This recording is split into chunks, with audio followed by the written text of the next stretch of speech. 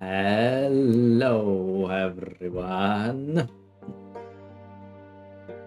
Hello. How's everyone doing? Hello.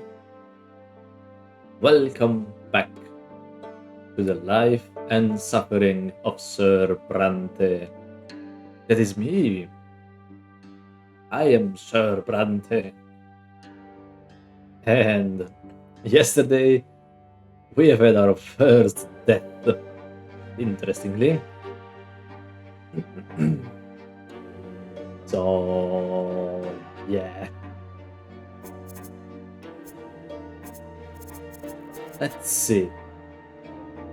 So, without further ado, let's jump back into the game.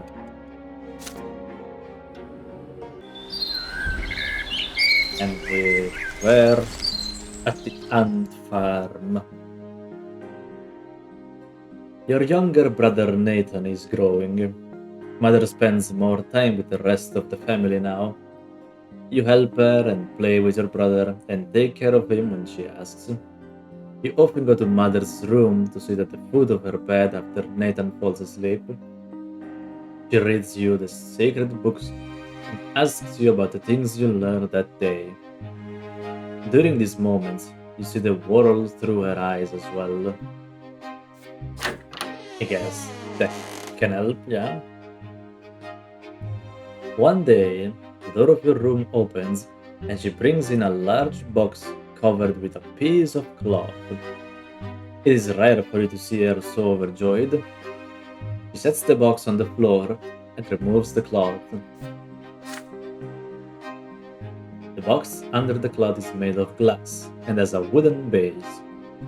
Inside, you see a layer of earth shaped into carefully crafted passages, and these passages are full of hard-working ants.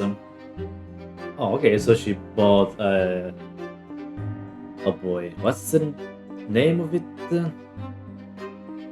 I don't remember, but still, yeah, I guess that's where the Ant Farm title comes from. Alex, this is my gift to you. An ant farm. It's a little world in a small box. We can watch them through the glass. Look, this is the queen ant. She is the reason all these little ants were born. You sit by the box together. You hold your breath as you watch the ant colony at work. This turns out to be a method to the ants' chaotic movements. No, there turns out to be a method. Every single one of them has a task to perform. That's true. That's how ant colonies work. Yum, yum. Some of them have larger mandibles. They are the protectors of the colony. They can draw blood from your finger. Others work all around the colony, repairing the walls and clearing any debris from the passages.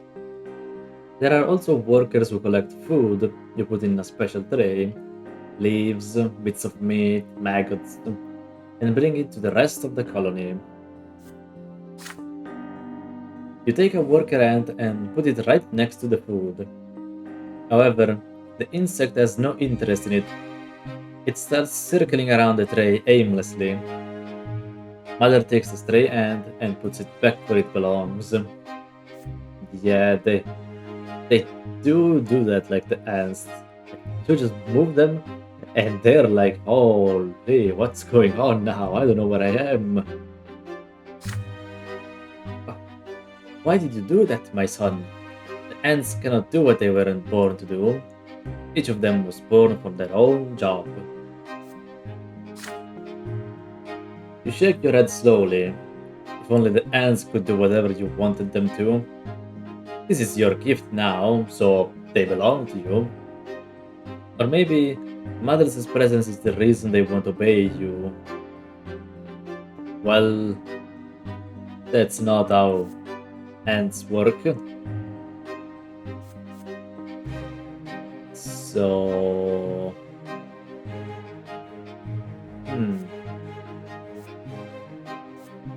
So let's see. I think I'll just keep playing with Mother,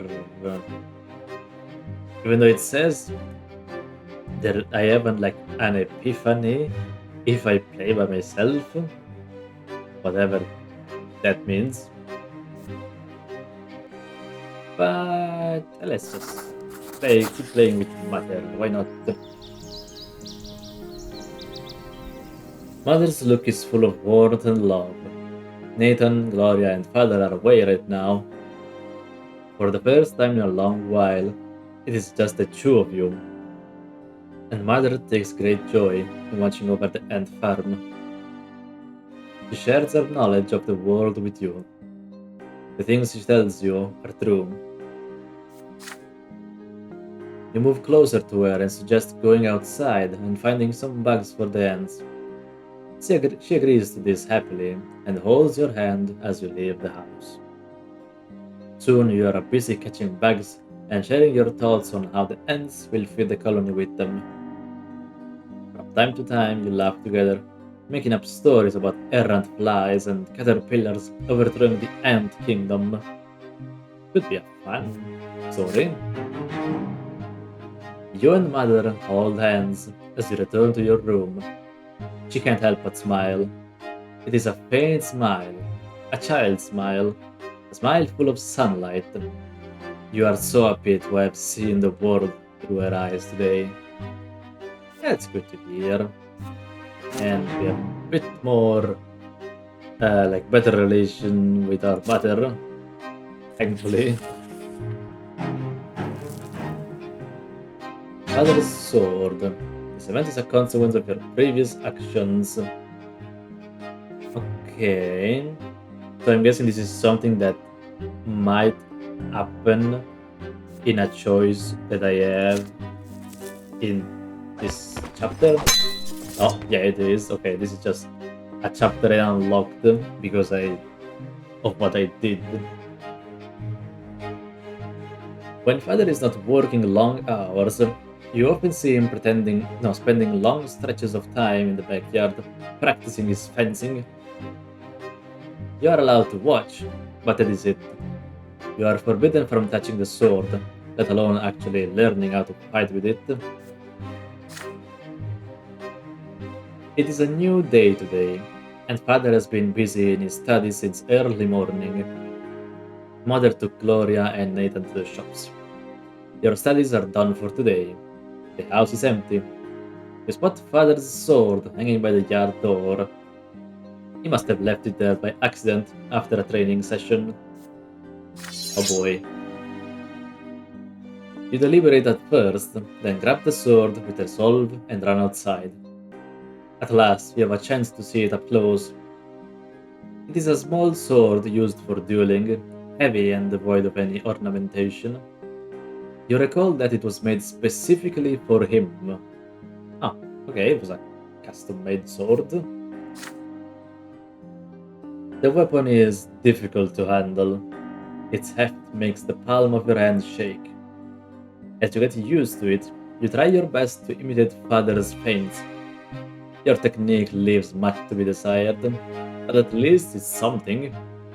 Imagine yourself fighting for the family's honor as the thin blade slashes through the air.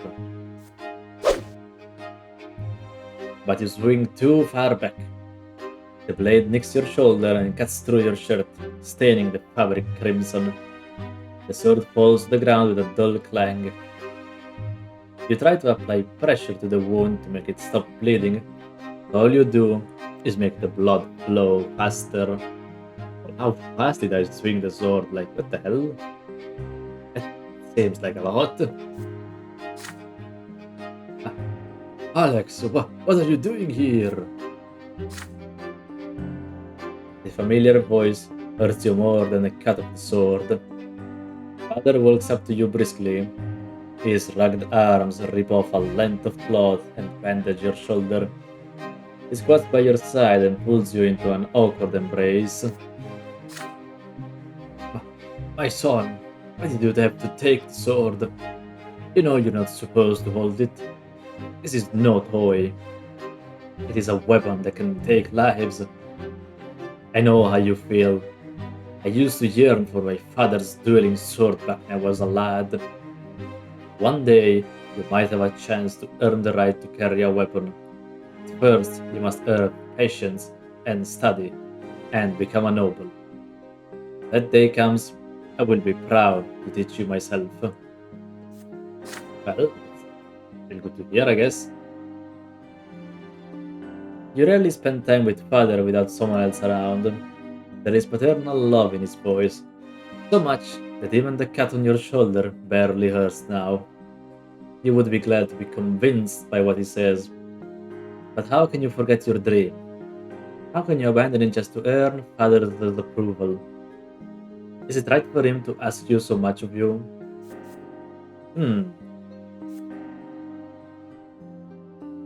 I see. Uh,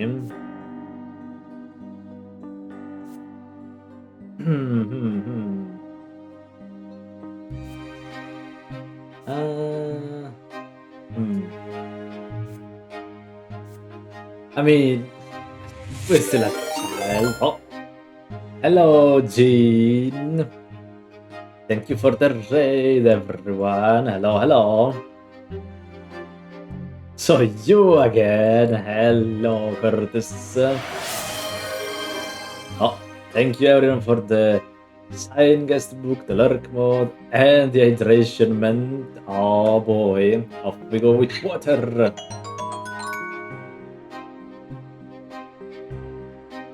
Yeah, alright. Alright, welcome in everyone. How was the Dave the Diver stream, Gene? So what my apology? Wow. What's he talking about? What apology? I don't know what you're talking about. Okay, I'm telling Kate. Oh boy. What are you going to tell Kate, huh? What are you going to tell her, huh? What's in your mind, Curtis? It was fun. That's good to hear, Jean. And like, did you start like chapter 3 today, or was it like yesterday? Did a pig mean stinky? What the hell? How dare you say that to me, huh? I am going to just burn everything. What the hell? Yeah, I started it today. Alright. I see. Come at me, I got a fire blanket. Oh boy, no. Don't put it on me. No, please. Help. Let's see. Let's agree. Yum. You take a deep breath, then slowly and solemnly swear you will never touch a sword again till you earn a nobleman's title. This promise is a difficult one for you to make. No more secret fights with an imaginary blade. No more battles with sticks. If you give your word, you must keep it. You angry bro just made some dinner. Oh, what dinner have you done? I'm curious. Men are fighting. I mean, are we? He just offered me dinner, so I don't think we're fighting anymore. Father smiles at you warmly. It is one thing to make a promise, and another thing to keep it. But I know you can do it, my son. You are on your way to becoming a man of your word. Let's go back inside now. Oh boy. You want us to fight over you, beautiful? What? Chicken parmesan pasta? Okay. Okay, sounds interesting. Hmm. Well, it might be a nice pasta, yes. No, no fighting. I made plenty coming at your plate. Oh boy. Well, if I happen to like be around there, who knows? Maybe I will. He picks up the sword and leads you back into the house. You wash the blood from the cut and agree to keep this a secret from everybody. Then father asks you to come into his study with him. He tells you stories of his studies in the capital. He tells you about studying for the judgeship and trials yet he faced to be ennobled by the mantle. I want some pasta too, oh boy. By the way, if I want to feed people and talk so much, I really like them. I see. I see.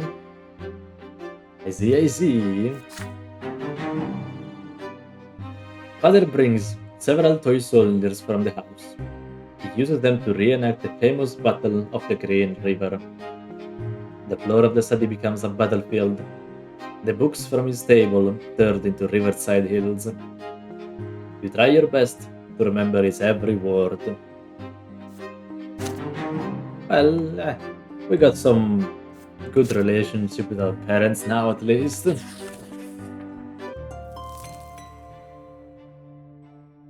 Year 1124, fall. The master of the house. Soon, grandfather leaves.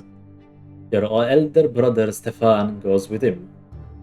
From that day on, fathers hire teachers tend to you alone. They bore you with monotonous lectures on writing, counting, and the way of life in the blessed Archnian Empire. You often distract yourself from their instruction by playing with your younger brother Nathan. Hey Alex, hello Rios. Hello, hello, hello. Ah. Oh, thank you for signing the guest book, Rios.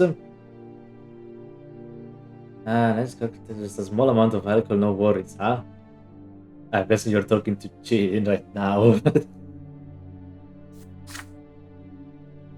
Your home grows quiet without your elder brother. Too quiet. Weeks later, your family receives a letter from Stefan. Grandfather has sent him to a boarding school for nobles, and he is now studying hard in preparation for his service as a nobleman. I can cook nearly anything. Damn. Damn, I wish I had that type of skill. The rules here are way too strict. You can't even sneeze without the teacher's permission. But I've been studying with my peers. We're learning how to live as nobles in a noble society. We're also learning the art of swordplay. That's my favorite part. With Stefan now at the boarding school, grandfather arrives once more, this time to live in your home. Oh boy. The only good thing is that he often has urgent business in Eterna, the capital of the Empire, and has to travel there. One day, you ask Mother where he lived before. In Eterna, she says, but now his place is here. Unfortunately. Each time grandfather returns, he gives the servants new orders. The room is now always busy with repairs. The servants are redecorating grandfather's chamber, including his library and sitting room. Sometimes father tries to gently talk him out of this. Why subject the house to constant reconstruction? Grandfather's answer is always the same. I live alone, bro, got no one that cooks for me. I guess that's a fair point. At some point you might have to learn that when you live alone. This home is mine. I will live here as befits a man of the nobility. Okay. Well, let's hope you don't live here for long. An illustrious guest. Some days, grandfather stays home, and on those days, you try your best to stay out of his sight. But there is no way you can avoid family breakfast. The food is there, but you cannot bring yourself to eat it. Mother's eyes are red and swollen. She has been crying all night again. Grandfather sits at the head of the table, where nobody used to sit before. Robert, it is high time your youngest sons underwent their sacraments. Sir Brante, please, let them live free of the lot for a while longer. They are but... Shut your mouth! Robert, that wife of yours is impertinent enough to interrupt me. If this ever happens again, she'll be eating her gruel with the servants in the kitchen where she belongs. It is time you considered a real marriage, Robert. One to a woman of the proper station. Why is she crying so much? I mean, when you live in this situation, I might understand it. Gloria drops her fork. Grandfather shoots her a scathing look. A tear rolls down Mother's cheeks. Father does not look away from the plate. His hands clench into fists. Oh, he's angry. Baroness Elodar is one such woman. She is a comely widow and a fine match. She is suing for her inheritance right now. I could use proper support and a husband. You can keep your lowborn Lydia around if you like. Servant, mistress, I don't care. I will not do that, father. I am the head of this family, and the family's standing took a severe blow after you married that commoner. It is unthinkable. How could you give up the memory of the beautiful Amalia Elborn for this lowly woman and that bastard child of hers? But now you have a chance to set things right. Don't disappoint me. I think we're going to. I mean, he is going to.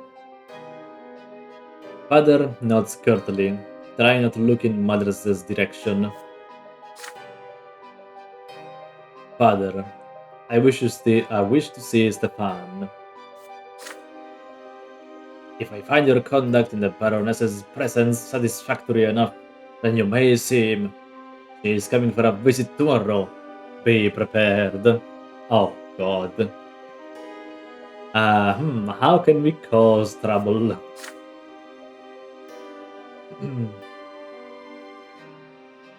Grandfather wipes his mouth with his napkin, throws it onto this plate, and leaves. Mother's lips move silently. Nobody says a word. Then father stands up and orders you and the other children back to your rooms. You need to speak to mother in private. Uh-oh. Father comes to your room before bedtime. He sits on the edge of the bed and adjusts a crease on the woolen blanket. He distances himself from you after Stefan's departure, so you are not used to such attention from him. In the candlelight, you can see his face in the dark. There is a sour expression for it. Be prepared! Oh boy, are we prepared?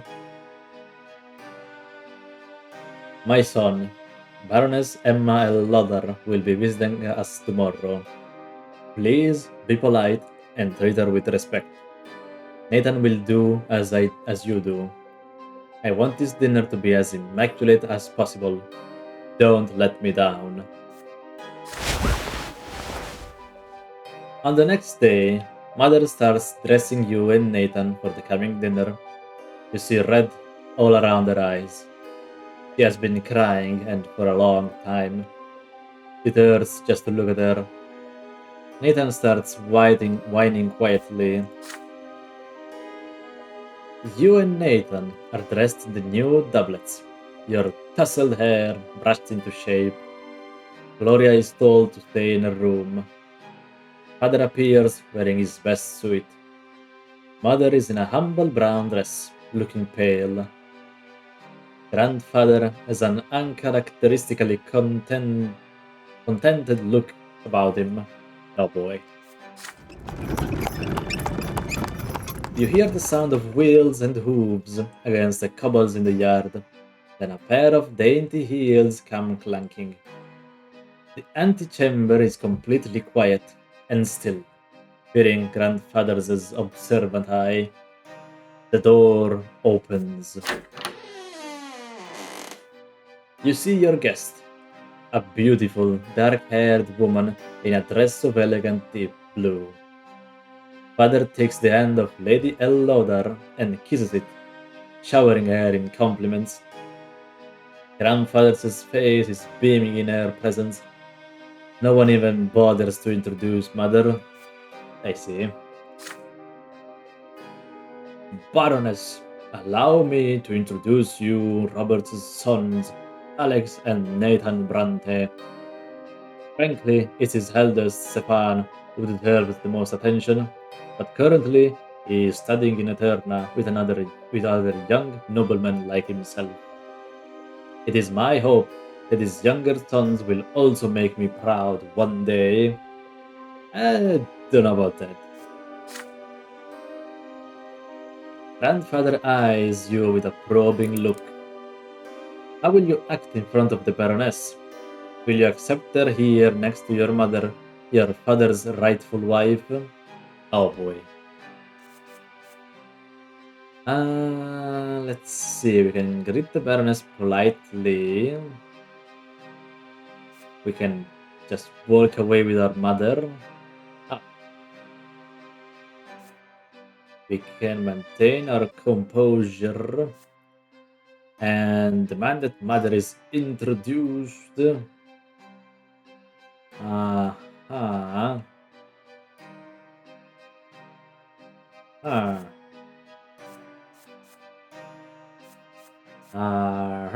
What can we pick? Hmm.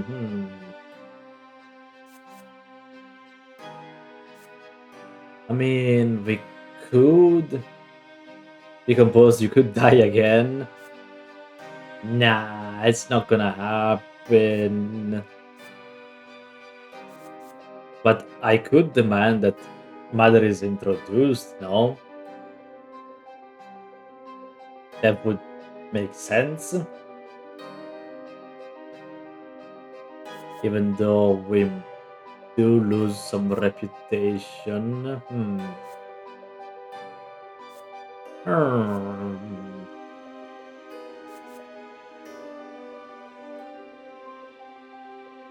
Hmm. A tough decision.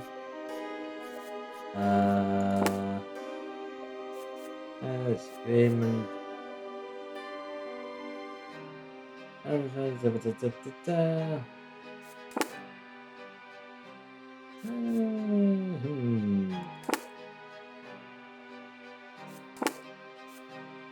Let's see. I think I'm going to demand that our mother is introduced.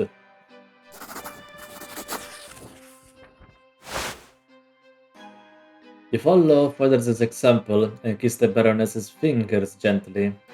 Her laughter fills the antechamber, ringing like chimes.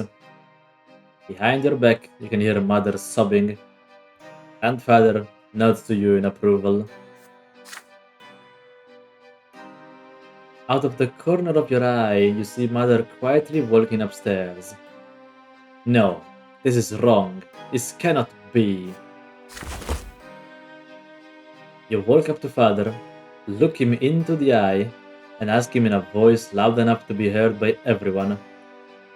Why didn't he introduce Mother to the guest? She is his legal wife and your mother, is she not? There is silence. Mother stops on the stairs and turns her head in surprise. Father is confused. Nathan starts whining again. Grandfather grinds his teeth, his hand tightly gripping the heavy walking stick. Oh boy. You keep Father transfixed by your gaze. After a few moments that feel like an eternity, he winks at you, almost imperceptibly, then adjusts his doublet and turns to your noble guest. Baroness, allow me to introduce Lydia Brante, my wife and mother to my younger children. Lydia, would you be so kind as to join us for dinner? Hell yes. What are you saying, Robert?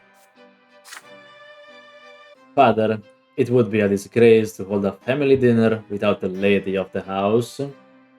It's true. Father marches up the stairs and offers his hand to Mother. She accepts it and walks down with a shy smile on her face for the first time in those many days. Baroness presses her lips in contempt at the sight. After a long moment, Grandfather finally breaks the uneasy silence and leads everyone into the dining room.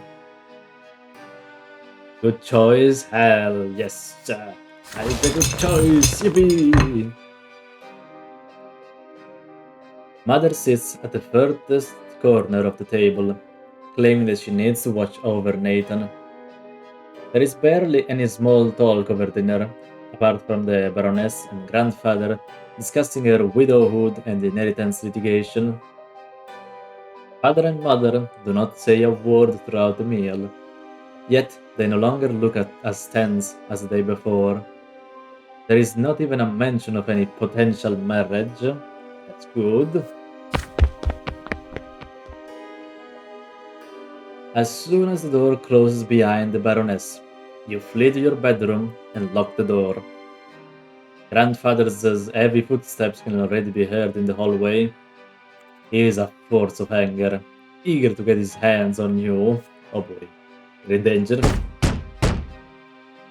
Whelp!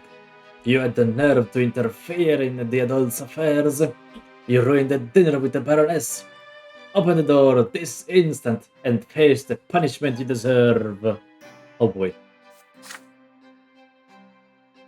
Then suddenly, his voice dies down. You hear a father speaking quietly. We both realize there can be no other marriage, father. I already have a wife, and there is nothing to be done about it.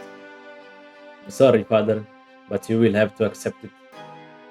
And please, leave my son alone. He only helped me face the truth, and nothing else. Oh, hello, Darren. Hello, Darren. Welcome in, welcome in. How have you been doing, huh? Everything well? Grandfather huffs and puffs at a loss for words. You hear the head of Brante family and his adult son retreat from the door of your room. It seems there will be no punishment today after all. As one day to the new Bourbonnet update, hell yes! I can't wait anymore! And I just hope we won't get like shit stuff. He should protect his family, true. But I guess in this age, the head of the family just makes all of the decisions randomly. So yeah. Grandfather leaves for Eterna, alone. About a fortnight later, father receives a letter from Stefan. It seems the grandfather had told him about the incident with the Baroness, and so the letter is full of ire. He writes that you have reminded high society about father's marriage to a low-born woman, and now the family's reputation is at stake. I mean, it was grandfather's fault, really, not our. Father winces when he reads Stefan's letter, deep in thought. But Mother is smiling again because of Father's action, her joy, a quiet, happy glow. Well, we did a good thing, I'd say. We may have lost a bit of honor for the family, but oh well. And another year has passed. Let me have some water though. Nom, nom, nom, nom. Father now checks on your studies often and nitpicks you for sitting on or eating or speaking in an incorrect fashion. Once he becomes so annoyed, he says that he wishes Stefan had been the one to stay home instead of you. He never expected to hear these words from your father, of all people. Grandfather's trip to the capital took longer than expected. It feels lighter around the house without his presence. You allow yourself a little change of scenery. Instead of your room, you now busy yourself with reading and calculations in the sitting room across from the open door to the yard. Gloria has joined you today. She has already helped you progress through several complex passages in the book. Right now, she seems preoccupied with a strange tube. With what? A tube?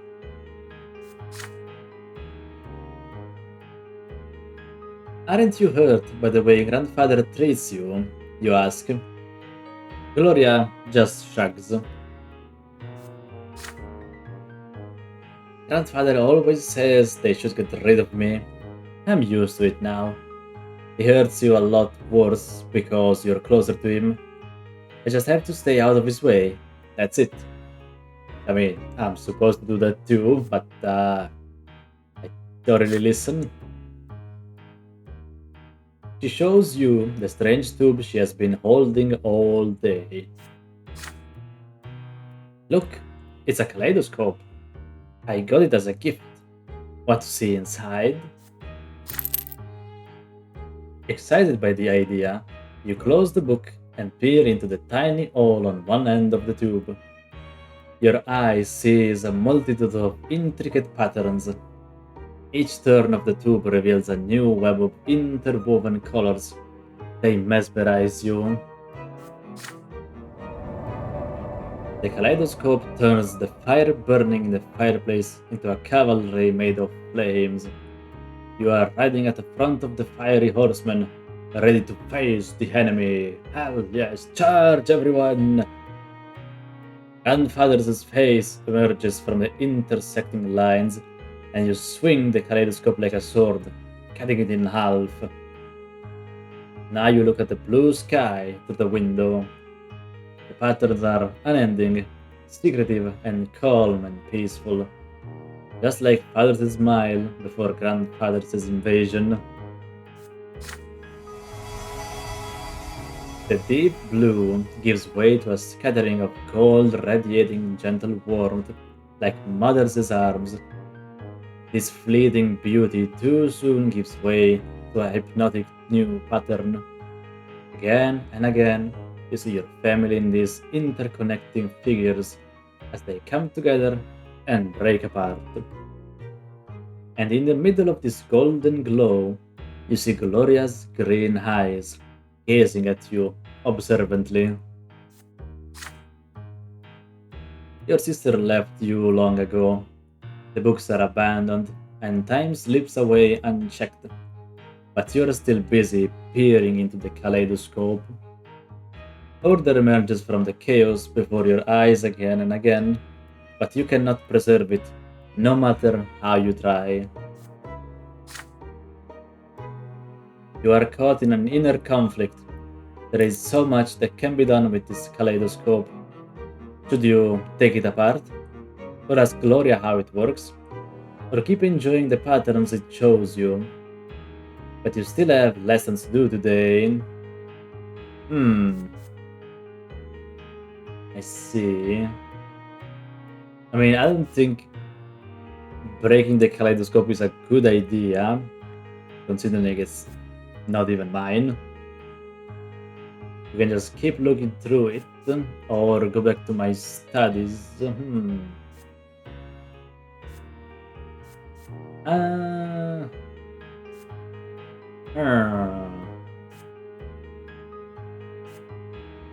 I guess I could just keep focusing on my studies.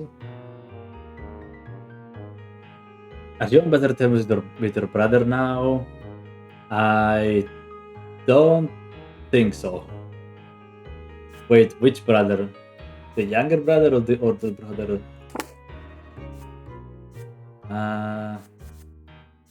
Where can I see it? Okay, with Stefan, we are still indifferent. And with Nathan, we are in good terms. The older one, yeah, no, with him, we're just still not in good relation. Oh well. Let's return to my studies.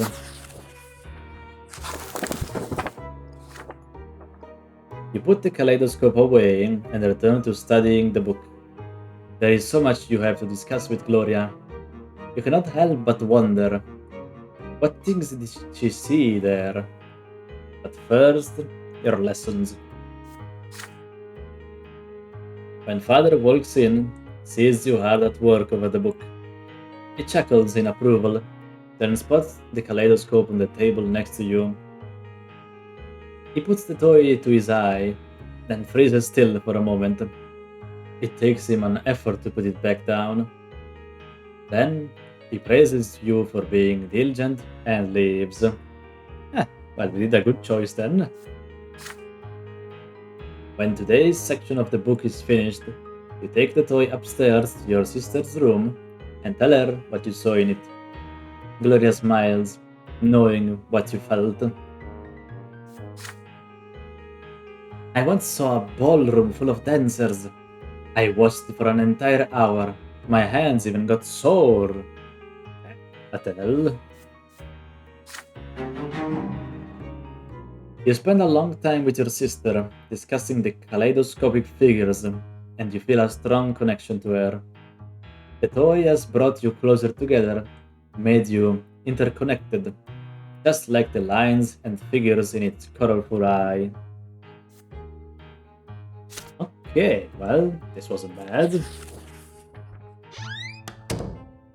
Sweet temptation, oh boy. Grandfather's visits are no longer a cause for fear and panic in the house. He has become something you are used to, something nagging, yet not unordinary, like a splinter or a stain on your trousers. The tension still remains, however. Sir Gregor's disdain for everyone in the house is so palpable, it almost stings for real. Oh boy. Your lessons with the tutor are done for today. You are walking down the stairs when you spot Gloria peeping into the sitting room through the slightly open door. You sneak up on your sister and tap her lightly on the shoulder. She is startled. Oh, I'm having such a father's moment right now. Just eat the whole pasta. Damn. It was so good. That's good to hear. Also, thank you for the hydration, Mencortus. Yeah. Oh boy. Okay, that was needed. But still, it's really good to hear you enjoyed all of your pasta. I'm sorry, Gina, make you a new patch. Oh boy. Oh, it's you, Alex. Look, Sir Gregor's eating something. Okay. Grandfather is sitting on the sofa, flipping through a book with one hand and reaching for a glass bowl with another now and then. Inside the bowl, you see candied fruit, a sweet confectionery forbidden to the common estate, like all sweet things. Yet grandfather's face shows no pleasure as he keeps consuming the high-born treats. The clock strikes 3. Grandfather rises from his seat, puts away the ball on a shelf, and leaves for the yard. He always takes a walk in the city at this time. Gloria nudges you with her elbow and looks at the candy ball when you look at her. The first emotion you feel is fear, but next comes curiosity, and it is stronger. Stefan used to boast that candied fruit tastes incredible, and now you have a perfect opportunity to try it. I guess we need to be very stealthy though. You try a candied fruit first. The sugar starts to melt as soon as you put it on your tongue. It is so sweet. You have never eaten anything as good as this. You take the whole bowl off the shelf and give it to your sister. She takes a fruit and brings it to her mouth, carefully, like a rare treasure. There is a thumping on the stairs. Footsteps accompanied by the knocking of a walking stick. You have no idea why, but grandfather is back. You quickly hide behind the sofa and pull Gloria after you, but she is frozen in place with the ball in her hands. The door opens. Grandfather's menacing figure advances on Gloria. His hand seizes her arm. Oh no. You squalid, ungrateful, lowborn child. How dare you bite the hand that feeds you? You and your trollop of a mother would be sleeping in a ditch if it weren't for my spineless son. The sweet and pleasant things in life are for the noble estate, not for the likes of you. Did you forget your lot? His hand swings and hits Gloria on the cheek. She falls to the floor right next to where you are hidden. Her fingers glisten with the warm, melted sugar that brought you here. Grandfather advances again, his walking stick ready. But then he sees you huddling behind the armchair. Oh boy. Please don't hurt him, Sir Brante. This is all my fault. He tried to stop me. You can already see a bruise on Gloria's cheek. This is only the beginning of her punishment. Gloria was caught red-handed, unlike you.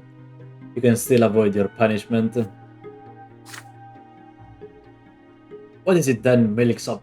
Did you try the sugar too? Or were you trying to stop this piece of filth like she says? Oh boy.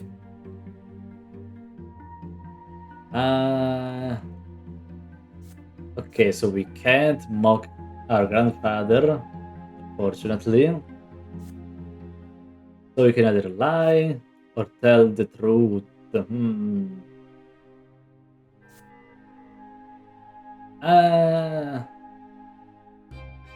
Oh boy.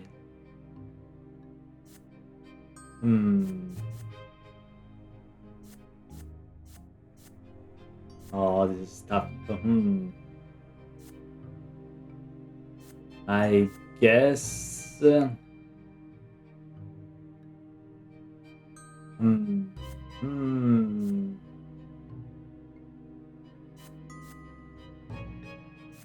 Oh boy. Because the question is, if we tell the truth, do we get punished too?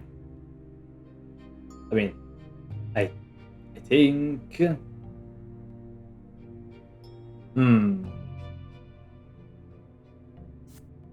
Oh boy.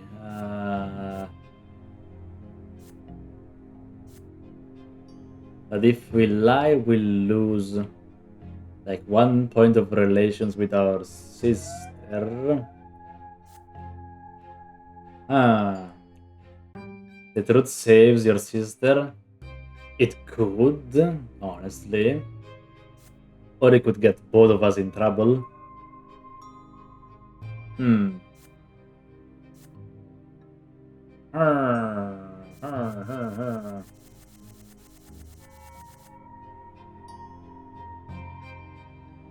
Let's see. I really don't know. I really don't know. Yay, more pasta! Hell yes! More pasta!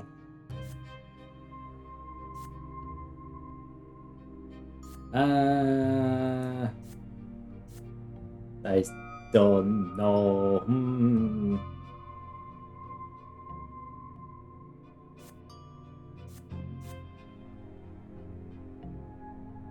Guess we can lie. Why not? You stand up and start talking. Yes, Gloria was telling the truth. You were trying to stop her. Grandfather tilts his head as he keeps you transfixed by his inhospitably bitter gaze. Then why did you hide behind the armchair like a petty thief? It was all Gloria, you tell him. She told you to hide. Gloria looks at you with pain and disappointment when you say this. Grandfather nods, satisfied by your answer. Tells you to stay and watch him punish Gloria. Oh boy. For the first time in your life, you see somebody else being punished. Her skin splits apart by grandfather's walking stick, her clothes getting soaked in blood as she writhes in agony. Oh, that's bad. Night comes, but Gloria's sobbing keeps you awake. You go to her bedroom and try to calm her down, but a muffled "go away" is her only reaction. She lied to grandfather for you, so why is she angry with you now? That's a fair point, like she started the lie. Mother takes Gloria to church next morning. They return late in the afternoon, and Gloria begs father on her knees for forgiveness. She will never ever take what she does not deserve by birth, she pleads. She does not look at you, not even once. Well, that's something, I guess.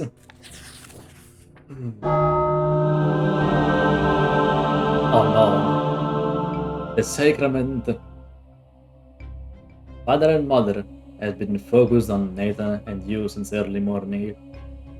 Instead of breakfast, you are told to say your prayers, wash your hands and faces, and get dressed in plain white shirts. Today is the day of your sacrament. No, you betrayed her. I mean, okay, like, she started the lie. So why is she angry at me when I kept her lie going? Exactly. How is it my fault? Mother, I want to go play in the yard. No playing today. You and Alex are big boys now. It is time for you both to have your first sacrament. No one can live without a lot. Oh no. I don't want a lot. Be quiet and listen. You were born commoners, so you must accept a low-born lot before the twins. When you grow up, you will get a chance earn to a noble lot. You will get a chance to earn a noble lot. Missing a word. Father and mother take you to the carriage. Nathan is angry. He starts whining. Grandfather is the last to get in the carriage. His eyes are on you and your brother, looking for every fault. Soon, the carriage is moving along the streets of Anisot, slowly and solemnly. One more turn, and you see the colossal white building marked by two massive pillars. For the first time in your life, you are to enter the Church of the Twin Gods. You enter the gate and walk under the splendorous dome of the church. The church hall is divided into two halves. They are drastically different from one another. The floor on one side is rough and jagged and covered in dried brown spots, while the floor on the other is made of smooth marble. The commoners kneel on the jagged floor, and the well-dressed nobles and their families sit on pews. I see. I'm guessing the stains on the ground is all of the dried blood. Father and grandfather leave you to sit on one of the nobles' pews. Mother walks to the rough stone of the commoner's side and gets down on her knees. You see her wince in pain, for the low-born estate shall suffer in the house of the faith. The church acolytes surround you and lead you to the altar, where you and the other children will take your sacrament this day. Oh. Before you stands a tall priest dressed in black, with a sword in one hand and a hefty whip in the other. Nathan's whining grows louder. He dislikes this place. He is scared. You remain quiet, but your stomach roils in uneasy anticipation.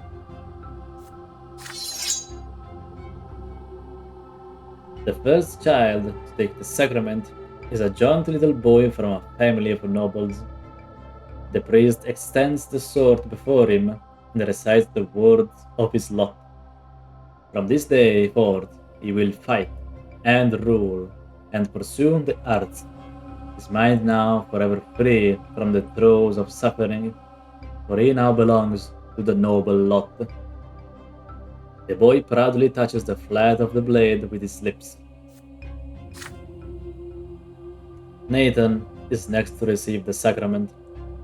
He suddenly snaps out of his fearful trance and tries to break free, but the acolyte pulls him towards the altar and throws him on the jagged floor on the low-born side. The sharp edges bite into Nathan's knees as he lands, spraying drops of red around him. Oh boy. I don't wanna! Alex, why did they want to whip me? What did I do? You try to break free and run to Nathan's side. You want to give him courage and protect him, but the acolyte's grip on you is too firm. You feel utterly helpless. Your little brother has to face the world all by himself. The priest starts reciting the words of the lot as he swings the lash over Nathan's shoulders. From this day forth, Nathan, thou shalt endure and work and suffer. Thou shalt be ardent in thy labor and humble in obedience to thy rulers. And now cometh thy first true suffering, which thou must accept with gratitude. The lash cracks. It strikes his right shoulder. It strikes his left shoulder. The blows are so powerful that Nathan falls to the floor. The priest tells him to rise. He has received his lot. Nathan gets on his feet and drags himself towards Mother, his knees torn and bloodied, his spirit broken. Oh boy. It is your turn. Your feet will not move. You can barely muster enough strength to walk to the altar. You get down on your knees and feel the sharp stones below. So sharp, your clothing cannot protect you. Your skin begins to burn. The acolyte forces your head down, and you feel the lash being drawn above you, ready to strike. The priest's words are for you now. This is thy sacrament.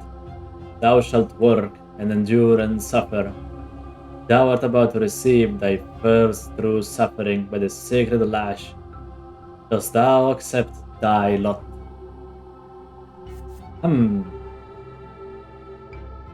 Let's see. If we accept it, we lose determination, but we get perception. We can raise our head to get some willpower. We can catch the lash, but we get one determination, lose perception. Or we can kiss the sword, the boy.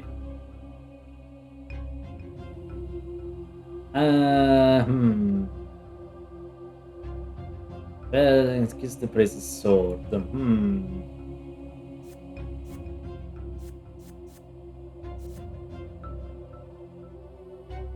Let's see.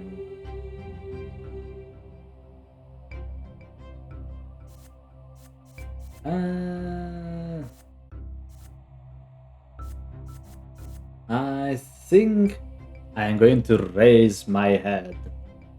I will take the punishment head on.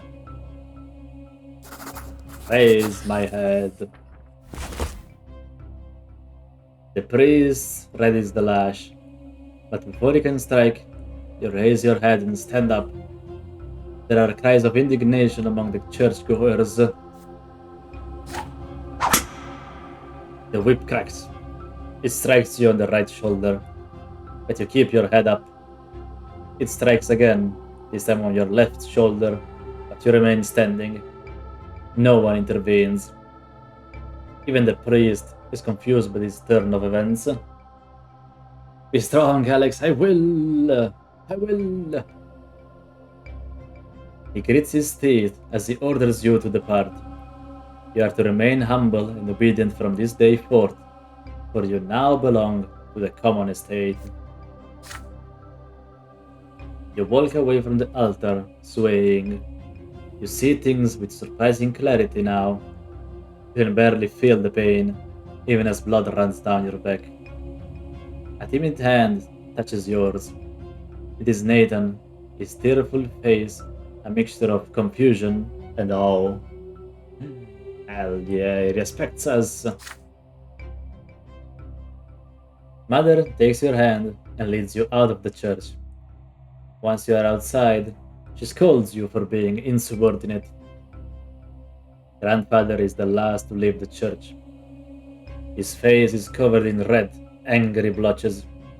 There is a quiet fury in his voice as he says something to Father, who remains quiet and miserable as you walk to the carriage. Oh no. You defied a powerful will that day. There is fear inside of you. You fear that this will might one day destroy you. Nah, that's not gonna happen. Well, we got our first sacrament as a commoner.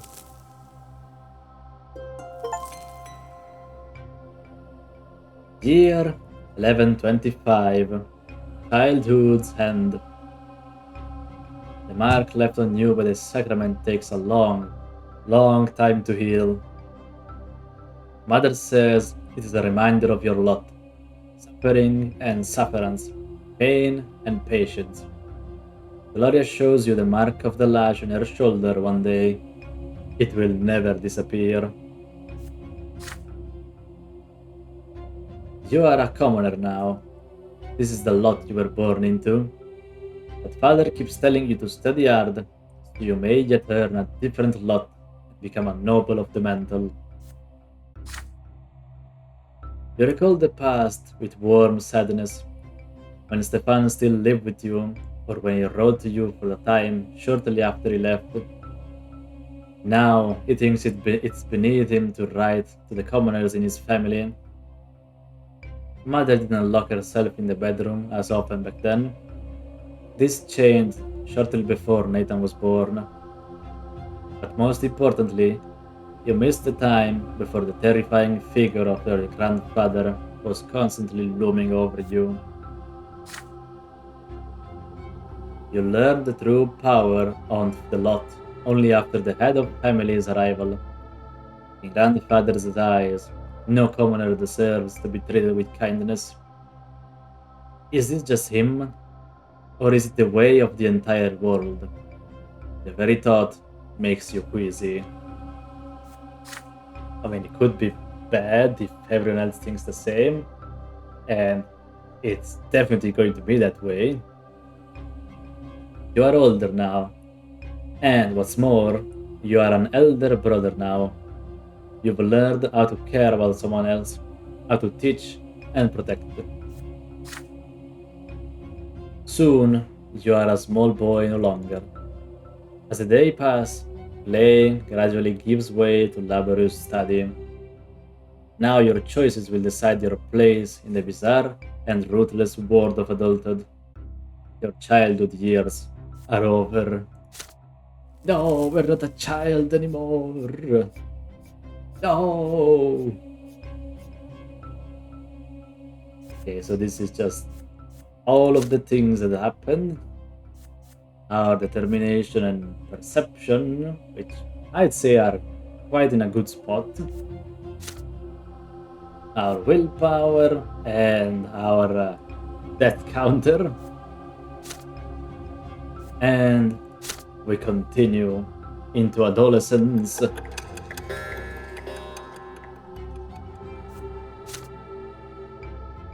Let's have some I was water. growing up fast. The school, the streets, and the whole wide world awaited me beyond the gate of my parents' house. Uh-huh.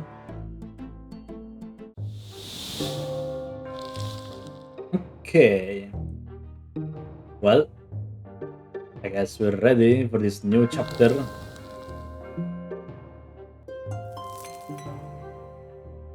Chapter 2: Adolescence. You've lived in this world for 8 years now. As you grow older, life grows more complex. The world of your childhood was limited to your house and family, but now that realm is expanding. It also includes your neighborhood, the nearby houses, the streets of the ancient city of Anisot. A question now looms over you, growing more pressing with each passing year. What will your place be in this vast outside world? I have more freedom now? Well, I guess it makes sense. Now we can just explore more the city, I would guess. Few people in the blessed Arcanian Empire trouble themselves with this question. It's not within a man or woman's power to choose. Their destiny is predetermined by their birth and those who bore them. And yet, your peculiar birth has granted you a choice. Your father is a man of nobility, a worthy example in matters of duty and honor. Your mother is a commoner of lowly estate, humility and patience made flesh. And your sky is ablaze day and night with the light of the shining pillar, the beacon of the clergy. Your back bears the mark of the lash. Will you accept the drudgery and suffering that is the lot of the lowborn for your entire life? Or will you follow in the footsteps of your father and your father's father and fight for the right to serve the empire as a noble of the mantle? Perhaps will you follow the twin gods' word and offer spiritual guidance to others? Wait, what happened at a food coma?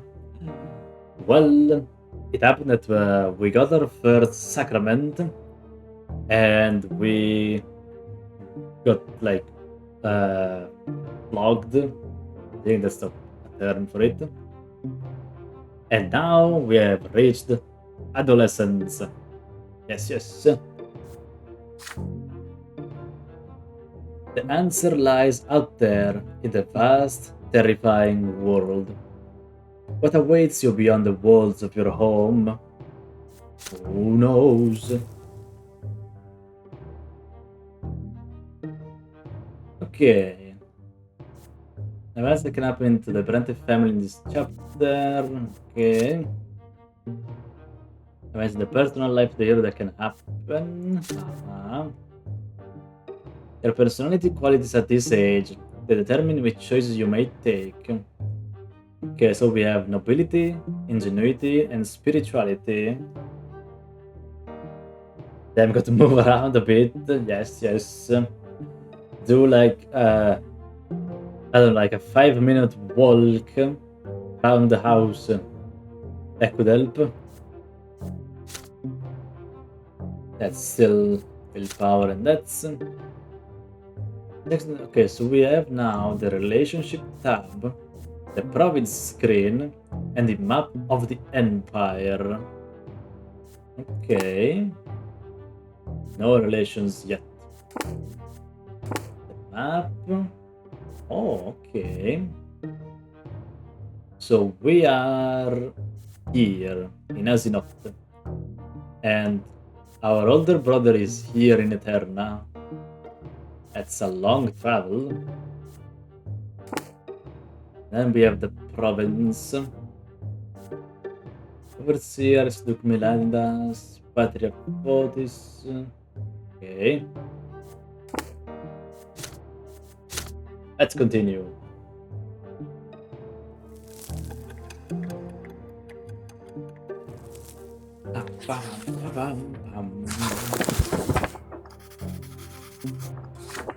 The family expects more and more of you as you grow up.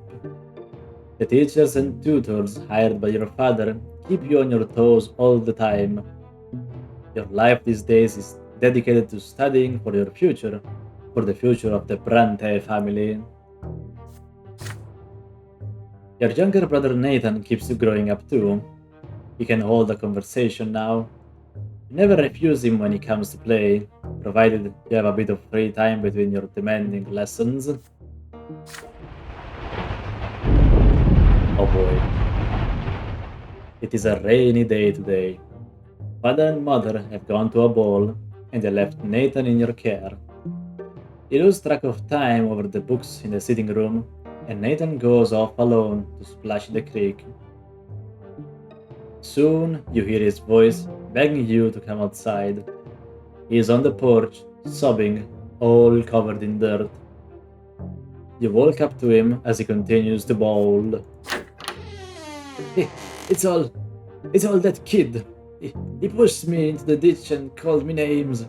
He said I was a fancy pants fool. I said I'll call my brother. He's still there. You have to go punish him, Alex. Do I? Nathan points at a lopsided wooden house further down the street, where the poor artisans live. You see two boys lingering there on the porch. They are clearly both commoners, but far from poor. One of them is almost as tall as Nathan, and he frowns in a funny way, just like him. The other looks older, almost your age, but he is more broad-shouldered and taller. His name is Thomas. You've heard it before. There, Alex. That's him. Nathan points at the younger boy and hides behind your back. Thomas grins and rolls up his sleeves to reveal strong forearms. He must have been helping his father with manual labor for quite some time. Listen up, rich boys. We don't give a damn about you or your friendship. We don't let nobody call our home a stinking rat hole. Your little brother earned this ditch dive. Oh, I see. Maybe next time he'll dress normal and stop picking fights with people who can throw him in the mud. I mean, did he? Your hands clench into fists before you react. Nathan called them names first. No wonder they did the same. That's how it goes. But pushing your brother into a ditch is too much. Thomas stands tall and confident. He sees no threat in you. You are about to get ready for a fight, and you feel a tug on your sleeve. You turn your head to see Nathan, the one who started the whole mess. Let's see. So we can listen to our brother just to see what he has to say. Resolve the thing peacefully. Say my brother is to blame, which I guess would make sense. Or fight him.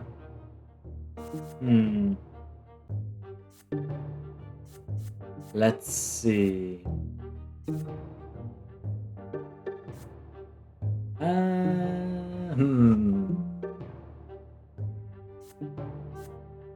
I mean, none of these choices like make me lose anything. So, listen to your brother.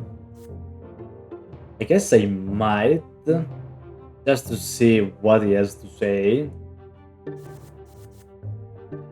Let's see. What does he have to say? Nathan keeps tugging on your sleeve, harder and harder. Finally, you turn and look at him. Come fight him, please. Look, he's huge. Let's go home. Who cares about them?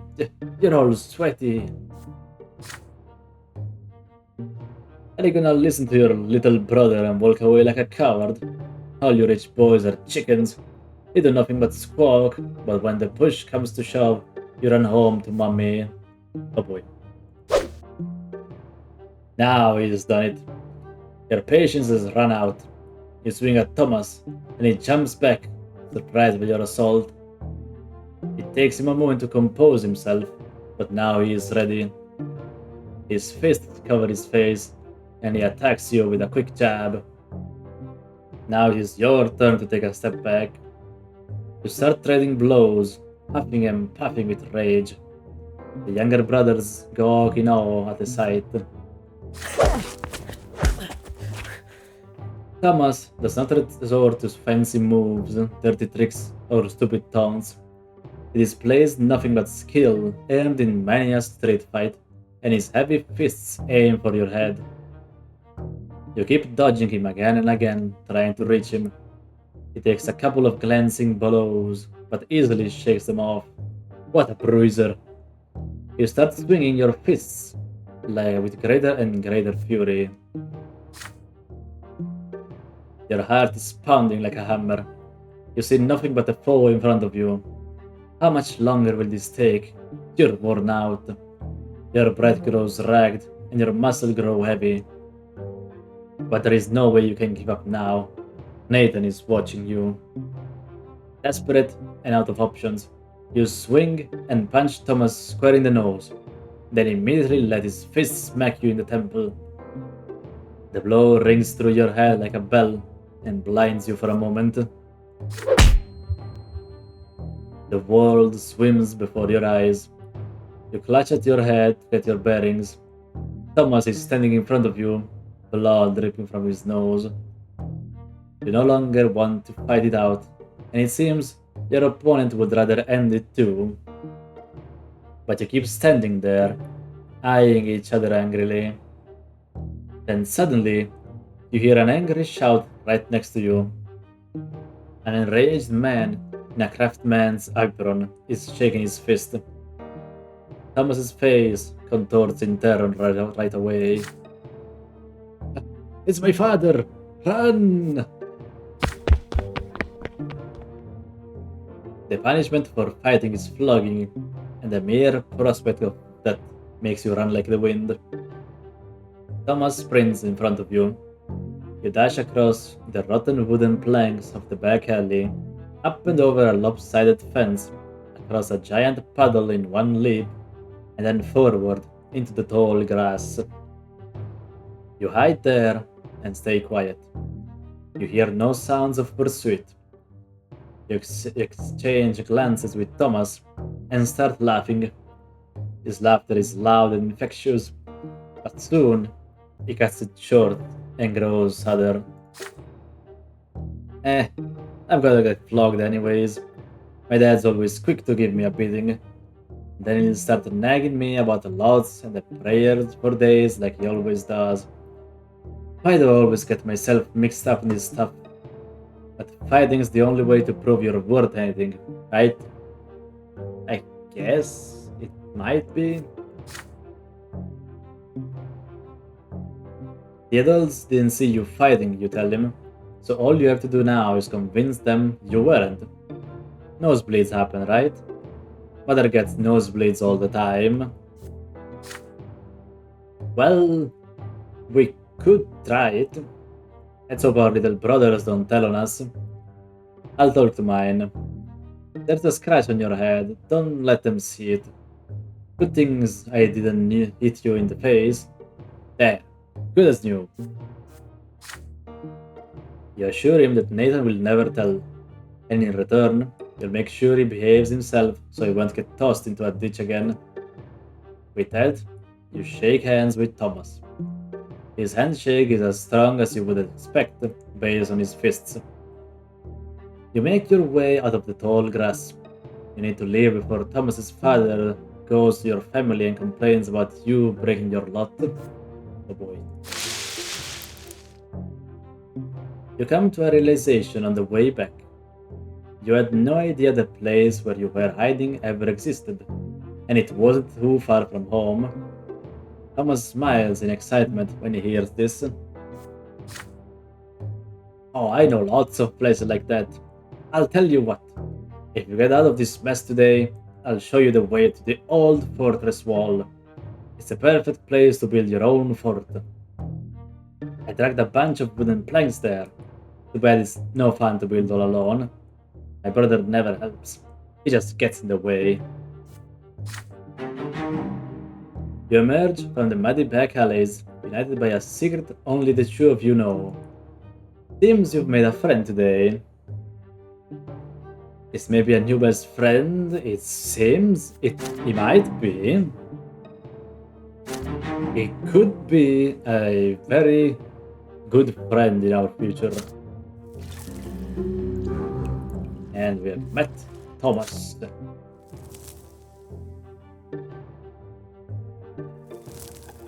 And another year passes.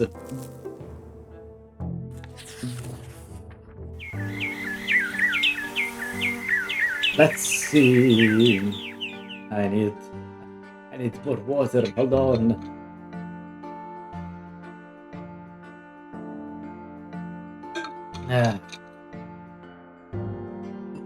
Okay. It is blistering hot today, even for the sun-parched land of Magra. As soon as you are done with your studies, you dash outdoors and out of the stuffy room. You and Thomas roll up your shirt sleeves, but it barely helps. You would gladly go shirtless had you only been in the company of other boys. But there are 3 girls in the yard today. They are doing the laundry in a big washtub, whispering and giggling. If you could, you would gladly keep watching one of them at work. Oh, I see. She has big eyes of deep blue. Her dark hair is braided, and her plain grey dress is mended and patched all over. Her name is Sophia. She throws her head back a little when she laughs. The rays of the sun are reflecting in her eyes. You, Thomas, and the other boys keep telling silly stories. Anything to make her laugh. Oh, you sure love telling tall tales, Alex. Oh, I remember this one time. But then Sophia hears a voice calling her home. She nods to you and runs across the street smiling. Her light steps carry her forward, but her eyes are looking elsewhere. But then, a stone on the road catches her foot, stumbles, and falls flat into the dust. Oh. The street starts shaking from the thundering of hooves. Riders appear on the road from around the corner. They bear a coat of arms you recognize right away. A sable serpent blade upon a field of vert. It symbolizes the Milanidas dynasty, the family of your province's archduke. The horses dash forward. Lost wooden toy on the road cracks under their hooves. They will not slow down. They are nobles, and the rest must make way for them. Uh-oh, she's in danger. Sophia is in their way, just now starting to get back on her feet. Her mother is crying for her desperately from behind the fence door. You freeze in terror. The riders surely see the girl. Are they going to stop? Or are they going to trample her? In only a few moments, the beautiful girl will be toppled, trampled, and crushed. Uh-oh. Oh. I see. So we may have a tough choice to make. Because we can just sit here, and that would mean that Sophia has her first death. Or we can save her, but at the cost of us reaching our second death. Which... Huh. Is it something worth doing? Especially because we gain, like, ability, ingenuity, and spirituality. So... No, don't die again. But the pretty lady is gonna die otherwise. And also, I'm not going to, like, gain anything if I just do nothing. I need to save her. I need to. I can't stand here. No. I need to save her. Right now. You throw yourself blindly into the road, swinging your arms wildly. Dazed by the sound of the thundering hooves, you can see nothing in the dust.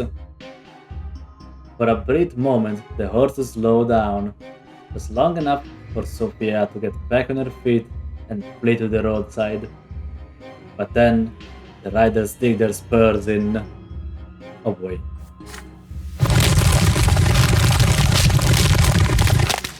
Ouch! Dozen of hooves knock you off your feet and roll across your body. Your bones crack, break, and crumble. Your ears are ripped apart by the thundering rhythm of the ride. Your innards are pulverized. The last thing you remember is the sound of your own skull caving in. Oh boy. Second death. Impenetrable darkness surrounds you.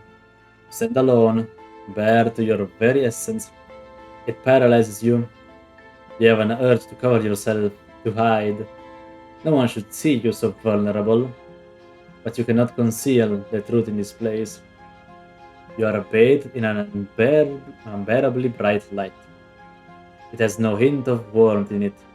It is blinding. It leaves no shadows in the entire world. It is the light of the shining pillar itself. In this radiance, you can clearly see all your thoughts and doubts, your errors and transgressions, the contradictions that have permeated you since birth. They cover you from head to toe like rough grey tatters. But they melt away in this light. You are naked. You feel liberated and whole. It is as though all the wounds and cracks in your soul have been healed, making it the way it should be. It is as though the scales have fallen from your eyes. You see the true shapes of things now. These are the laws by which the world abides, the grand design that moves life itself. You tread a path that is barely visible in the blinding light, giving shape to everything. In this light, you see the infinite complexity of the world, from the tiniest leaf to the enormity of the empire. And this world maintains its balance by virtue of the law that was embedded in it during the act of creation. Ahead of you, two figures are waiting on the path. They are gigantic, many times taller than a man. The elder holds a lash, the younger a sword. The younger gazes at you sternly, coldly. You kneel obediently before him, and lower your head. The god raises his sword above you. This is divine retribution. There is no law without it, nor can there be. Every action has consequences. This is what shapes the world, making its very existence possible.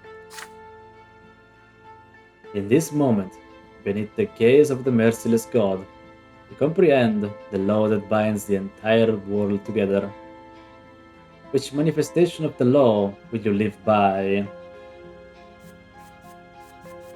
Well, let's see. I think I will still go with pause, like the first time. Maybe? Oh wait, no, the other one was love. This is law. Uh, the level shapes of the world and thus the integrated law itself. The fight is only the gods and the law that binds it together. I mean, I still think I'm gonna live by a cause. Or the cause, I don't know which one. The blade flashes. The younger's sword slashes through the air above your head. You do not deserve your final punishment. The law demands that you continue your life. Your form has not been completely destroyed, nor has that of the world. Rip Alex, oh well, I'll come back to life soon. The younger extends his gigantic hand and shows you the way. You must proceed. The path leads you to the top of the crown of the silver tree, spread wide in the white gleam. The branches are closed now. It is time to descend. You are drawn downward into darkness. The shadows that had disappeared in the blinding glow creep around you and envelop you. This is to be expected, but the purity and clarity of spirit are still with you. Something is forcing your throat open. Air. It scratches you on the inside. Your soul is filled with struggle again, with the contradictions from which the fabric of this world and you yourself are woven. The divine light that gave you clarity is fading away this passing moment. You have to open your eyes. Above you is the dark ceiling of the crypt. You are reborn. Well, it happened again. Then you can feel again. You sense your body, head, arms, and legs. The light fades around you, obedient before a will that is stronger than you. You return to the world. Such is the law of the twins. You will return to the world until the time of your true death. And in this world, you will have a body with which you feel pain and suffering and pleasure. You smell a sickly moist odor. You open your eyes and see the figures of mother and father in the gloom of the family crypt, speaking to each other quietly. They stop as soon as they hear you gasp. Mother runs to you and locks you in an embrace as father wraps you in his cloak. Neither of them says a word as they lead you out to the surface and back home. You've met a terrible end, my son. You were trampled by those horses. Don't be so careless ever again. The lives you were granted by the twin gods are not to be wasted so recklessly. You would be punished for this, but the twins have already meted out their punishment. Meted? What does that mean? You tremble, your steps unsteady as you learn how to move again. Your body is eerily smooth, fresh and renewed. Even the recent scars and scratches are all gone. But there is something new on it, a fresh black mark, a reminder of your lesser death beneath those hooves. Remember that, by the twins' mercy, We are all given enough time in this world. Should you die before your time, you will be brought back by their grace. 3 times they will rescue you from a terrible fate. But the fourth death is true and final for all. Every loss of a life we were granted at our birth is a heavy blow to us. But the gods told us not to mourn a lesser death. And so we will humbly accept this and move on. See, your body has been reborn anew, with all your wounds healed. Do not mourn your loss of life, my son, but thank the twin gods for their justice. Do not speak of this, and do not ever play by the road again if you wish to keep on living. Well, I guess. You cautiously go back outside the next day. Children from the neighborhood surround you. They all saw you get trampled, and now they all ask the same question. What was it like to die? Thomas rescues you from their pestering. He pushes the motley crew aside, hugs you, and pats you on the back. Oh, that's good to hear. Look at you, buddy. You gave an entire life to keep a girl safe. Then you see Sophia. She is standing nearby, shyly working up the courage to walk over to you. Soon, she finally approaches you and begins speaking rapidly. Alex, why did you throw yourself in front of those horses? My life isn't worth any more than yours, so why did you think that? You weren't supposed to die there. It was all those riders' fault. They deserve to die, not you. Her voice rises to a shriek. She suddenly stops and runs back home. You stay where you are, watching her run, the golden rays of the sun dancing in her braided hair. Oh boy. Well, we got our second death. Interesting.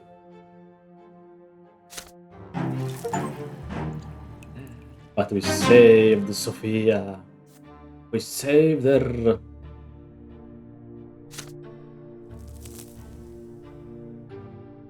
Okay. Let's see. I think I am going to stop here. Let's finish reading this first and then we'll stop. You died for her. Yes, I died for honor. Year 1128. Fall. Soil and gunpowder. Sophia disappeared after the terrible incident with the horses. Her friends gossip that her parents sent her off to serve a rich noble dynasty. You haven't seen each other since that day, but you still remember Sophia's eyes, the sunlight shining in them. But no matter what, life goes on. You are 10 years old now. Your studies continue, and you are learning more about the land you live in. Anisot is an ancient city in an imperial province by the name of Magra. All soil in the Magra was turned to ash eons ago, scorched by magic during the rebellion of Duke Char Milanidas. Magical arts are all but gone now, but the scorched earth has remained barren and infertile ever since.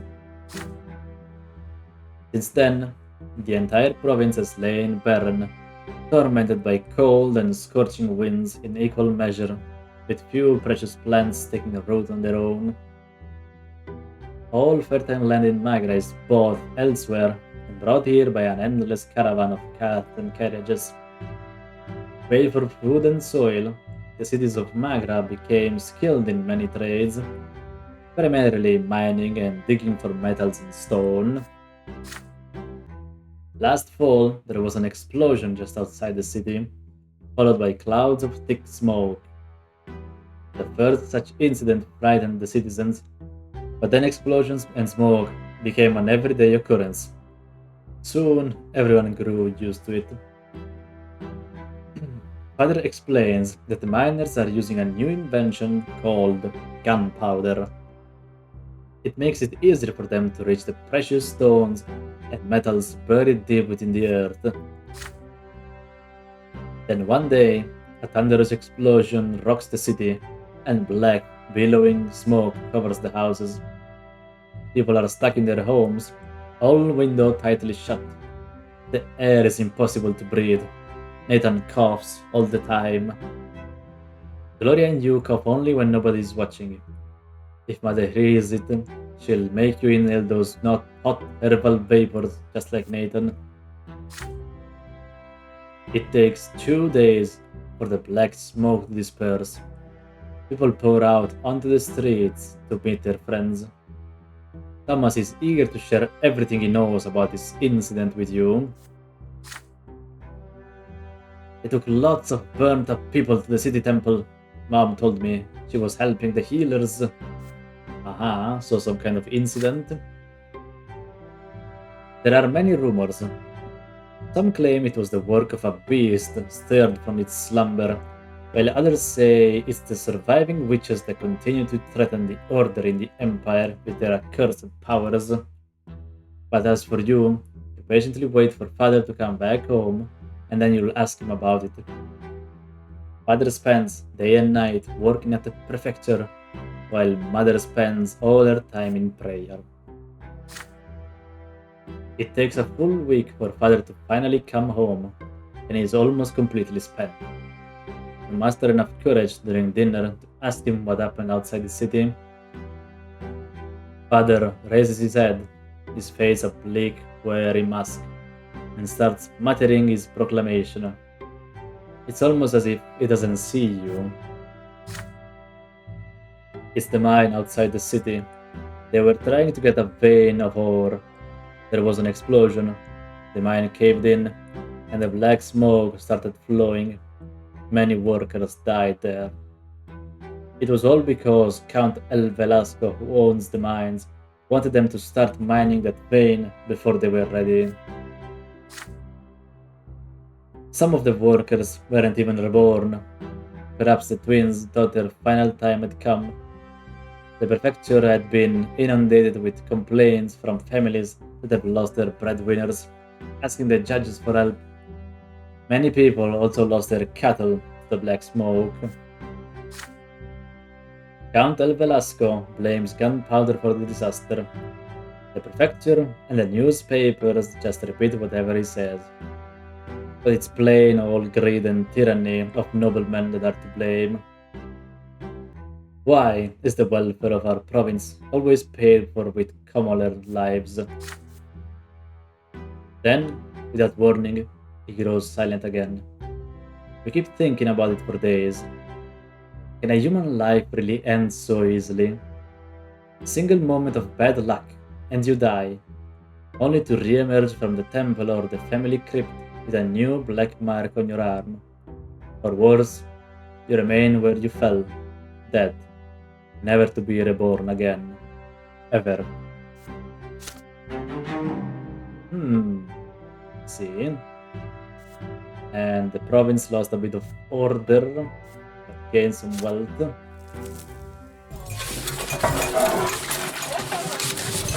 Okay, so as I said, I think I'm going to stop here for today. So, thank you everyone for stopping by, and I hope you all had a lot of fun. And oh, thank you, Kate, for the hydration, man. Thank you. Yeah. Hi, Kate.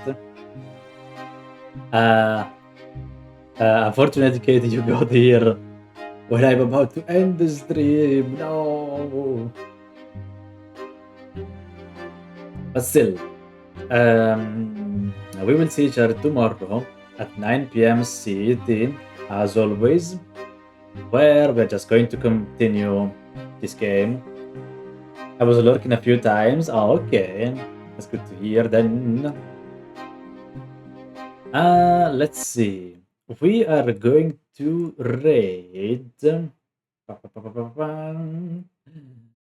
Let's go raid Artisia Aure. Who is playing some Halo 2. I see. I guess she's just in her Halo phase. She just finished playing the Halo remake and now she's playing Halo 2. So, thank you again, everyone, and we will see each other tomorrow.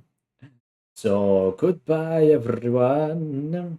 Have a good night, rest of day or night or whatever it is. And goodbye. Up to the raid you go now. Goodbye.